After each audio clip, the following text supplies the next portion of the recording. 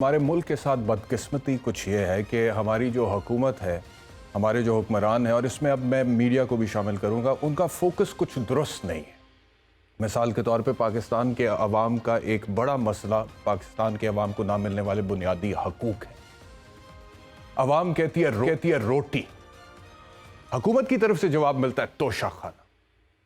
अवाम कहती है कपड़ा, हुकूमत की तरफ से जवाब मिलता है तोशा खाना। अवाम बोलती है मकान, हुकूमत की तरफ से जवाब मिलता है तोशा खाना। अवाम बोलती है तालीम, सेहत, इंसाफ, हुकूमत की तरफ से जवाब मिलता है तोशा खाना, तोशा खाना, तोशा खाना। मैं एक मीडिया पर्सन की हैसियत से समझता हूं कि हमारे जो भी मसाइल हैं उनको बताना और उनको रिफ्लेक्ट करना हमारी जिम्मेदारी है। हमें ऐसा नहीं करना चाहिए कोई ऐसे इश्यूज जो कि बुनियादी तौर पे आपको लगे कि बिल्कुल एक नॉन इशू, आप उसी पे अपना सारा वक्त बर्बाद करें, जबकि हमारी बुनियादी जिम्मेदारी यह है कि हम ये बताएं कि पाकिस्तान के 22 करोड़ अवाम के लिए पाकिस्तान के हुक्मरान क्या कर रहे हैं जो वोट की ताकत से पार्लियामेंट में जाते हैं।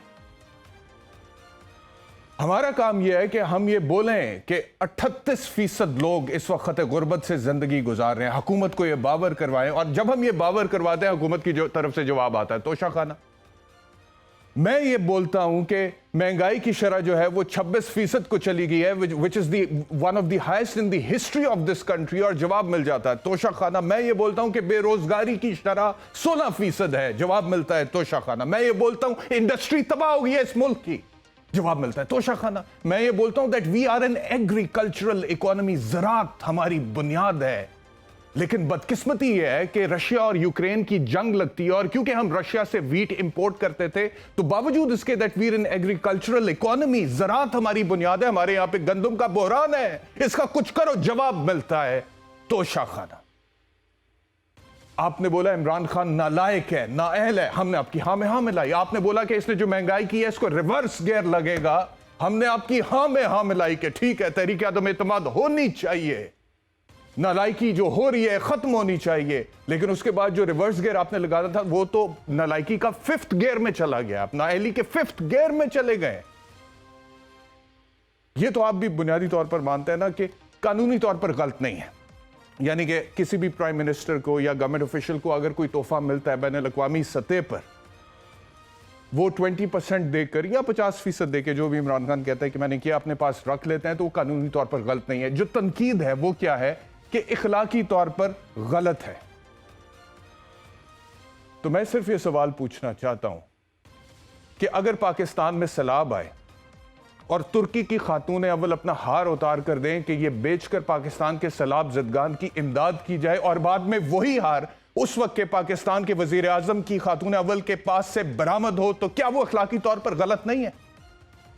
मैं ये पूछना चाहता हूं कि आपके सरकारी अस्पताल में माएँ जो हैं वो सीढ़ियों पर बच्चे पैदा करें, एक एक बेड पर 5-5, 6-6 मरीज पड़े हो, तो क्या वो अखलाकी तौर पर दुरुस्त है? क्या उसमें हमारी, आपने कहा बड़ी बेइज्जती हो गई जी, तोहफा जो है वो बेच दिया, उसमें कोई बेइज्जती नहीं है। आपके मुल्क में यहां पर एक बाप ने आपके दौरे हुकूमत में अपने बच्चों के गले काटे क्योंकि 1.5 लाख कर्ज था उसके ऊपर, फिर खुदकुशी की, वो बेइज्जती थी इस मुल्क की, इस कौम की, हुकूमत की, हम सब की। मैं मीडिया को शामिल करता हूं उसके। आपके मुल्क में इस वक्त 2.5 करोड़ 3 करोड़ बच्चा स्कूलों से बाहर है, वो बेइज्जती है, वो इखलाकी तौर पर गलत है। मुझे वो वाकया याद आता है, हज़रत उमर फारूक खलीफा वक्त है, और एक आम अरबी बदू ने खड़े होकर बोला कि उमर, ये जो माले गनीमत में से चादरें मिली थी उसमें से हमें जो चादर मिली है उससे तो हम अपना जिस्म ढांप नहीं पा रहे, आप कैसे ढांप पा रहे? तो उमर फारूक के बेटे खड़े हुए, उन्होंने बोला कि मैंने अपने हिस्से की चादर अपने वालिद को दिया, ये था मयार। नाउ जस्ट इमेजिन वो लोग जो अखलाकी तौर पे कह रहे हैं कि इमरान खान ने ये 28 करोड़ की घड़ी क्यों नहीं पहनी, बेच क्यों दी, बड़ा गलत काम। मैं सिर्फ ये पूछना चाहता हूं कि एक तरफ आपके मुल्क में गुर्बत की यह हालत हो कि आपकी मिडिल क्लास रात को डर के सोती हो कि मैं कहीं लोअर क्लास में ना चली जाऊं, लोअर क्लास डर कर सोती हो कि सुबह की रोटी का बंदोबस्त हो जाए, गरीब आदमी यह सोचता हो कि मैं अपने बच्चे की स्कूल की फीस दे दूं, बिजली का बिल दे दूं, बूढ़े माँ बाप का इलाज करा लूं, और आप मिनिस्टर या आपका उस वक्त का हुकूमत का हेड या सरबराह जो है वो 28 करोड़ की घड़ी पहनकर घूमे। ये दुरुस्त है? ये इखलाकी तौर पर दुरुस्त है। There is no match. आप तो फिर डिस्कनेक्टेड हैं रियलिटी से, अपने अवाम से, अपने लोगों से, जिनकी वोट की ताकत से आपको नहीं सूट करता कि आप 28 करोड़ की घड़ी पहने सिर्फ इसलिए कि चलो आपको तोहफे में मुफ्त मिल गई। ये मेरी अपनी राय है, गलत हो सकती है। हां, एक सवाल बनता है इमरान खान से, जो कई दफा मेरे जहन में आया कि ये मुझे पूछना चाहिए, और वो सवाल ये बनता है कि खान साहब, अगर आपने घड़ी ले ली थी और उसके बाद आपने 20% पर ली और उसके बाद आपने उसको बेच दिया, और अगर आपके दिल में अवाम का दर्द था तो आप उस घड़ी के पैसे गरीब लोगों पर भी तो लगा सकते थे, चैरिटी में भी तो दे सकते थे। ये एक सवाल बनता है, और ये सवाल इमरान खान से मैं पूछ सकता था, लेकिन मैं नहीं पूछ सकता। मैं इसलिए नहीं पूछ सकता क्योंकि मेरा ज़मीर गवारा नहीं करता। मेरा ज़मीर इसलिए गवारा नहीं करता क्योंकि मेरे माँ बाप की तरबियत यह है कि बेटा, जब भी किसी पर उंगली उठाओ उससे पहले अपने गिरेबान में झांको और अपने इर्द गिर्द देख लो। इमरान खान से यह पूछने से पहले कि भाई आपने ये घड़ी ली, आपने बेची, वो पैसे आपने चैरिटी में क्यों नहीं दिए, मुझे शौकत खानम नजर आता है, जिसमें मैंने गरीबों का, हजारों गरीबों का मुफ्त इलाज होते हुए देखा है। इमरान खान से सवाल पूछने से पहले मुझे यह नजर आता है कि पाकिस्तान में जो एक दो बड़ी पर्सनालिटीज हैं जिन्होंने चैरिटी का काम किया, लोगों के लिए फलाह बहबूद का काम किया, जिसमें एक ईदी साहब थे, उसमें एक इमरान खान का नाम भी है। जिस दिन, और अल्लाह ताला मुझे यह तौफीक दे, जिस दिन मैं खुद कोई चैरिटी का काम करके शौकत खानम के लेवल का अस्पताल खड़ा करूंगा, उस दिन मैं इमरान खान की आंखों में आंखें डालकर पूछूंगा कि खान साहब, ये पैसे आपने चैरिटी में क्यों नहीं दिए, लेकिन अभी मैं क्या दे रहा हूं चैरिटी में।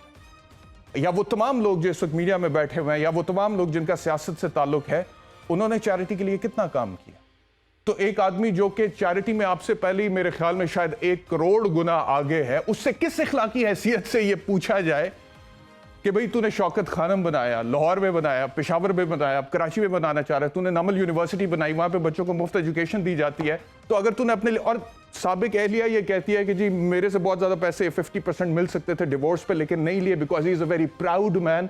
तो अगर कभी एक चीज उन्होंने अपने लिए रख ली तो मैं किस हैसियत में पूछूं, मुझे बता दें। अगर उसकी कोई हैसियत है मैं पूछूंगा, फिर मैं पूछूंगा, लेकिन ये एक सवाल है। तो कहने का मकसद ये है कि ये जो इश्यूज है ना जी, हमारे असल इश्यूज, उसके ऊपर हम कम बात करते हैं, और जो नॉन इश्यूज हैं उसके ऊपर हम ज्यादा बात करते हैं। और ये जितने भी वर्जन आ रहे हैं तोशा खाना की घड़ी के हवाले से, इसका भी मैं पोस्टमार्टम कर सकता हूं कि आप ये कहते हैं कि जी 28 करोड़ की घड़ी बेची है, 10 करोड़ कीमत लगवाई है, 20% के हिसाब से उसका 2 करोड़ रुपया दिया है, और देखें जी 3 करोड़ 60 लाख की करप्शन इमरान खान ने कर लिया। वाजिब 3 करोड़, जो बंदा अरबों रुपया हर साल शौकत खानम के लिए इकट्ठा करता है, उसने 3 करोड़ 60 लाख की करप्शन करनी थी। और आप ये भी देखें घड़ी मिली कब, बेची कब, उसके दरमियान का हिस्सा, उसमें जो इन्फ्लेशन हुई है हीरे की कीमत में, सोने की कीमत में कई दफा तो दुगनी भी हो गई है, तो क्या वो उसके अंदर कवर होती है, नहीं होती है। फिर आप अपना ज़हन ये बना लें कि 28 करोड़ की घड़ी है या फिर वो 1 अरब 70 करोड़ की घड़ी है। और अगर आप ये कहते हैं कि 28 करोड़ की है तो आप 3 करोड़ 60 लाख का इल्जाम लगा रहे हैं करप्शन का। और अगर आप ये कहते हैं कि 1 अरब 70 करोड़ रुपए की घड़ी है, तो फिर तो इमरान खान ने 28 करोड़ की बेच के अपना नुकसान कर दिया है। वो क्यों बेची है? अगर यही कीमत है 1 अरब 70 करोड़, तो फिर 28 करोड़ आप खुद कह रहे हैं ना इमरान खान ने बेची। क्यों बेची 28 करोड़ में? वो तो 1 अरब 70 करोड़ की थी, तो 1 अरब 70 करोड़ की बेचनी चाहिए थी। और 20% उसका दे भी देते तो उससे भी प्रॉफिट बहुत ज्यादा मिल सकता था इमरान खान को, लेकिन नहीं। ये है क्या, ये सिचुएशन इसके ऊपर। लेकिन अब वही, जैसे कि मैंने कल कहा था कि ये कौम है, 22 करोड़ अवाम है, हमारे जो इश्यूज है छोड़ दें उसको, ट्रक की बत्ती के पीछे लगाएं, इनको चलाएं ऐसे ही, इन्हीं मामला ये इश्यूज रहेंगे।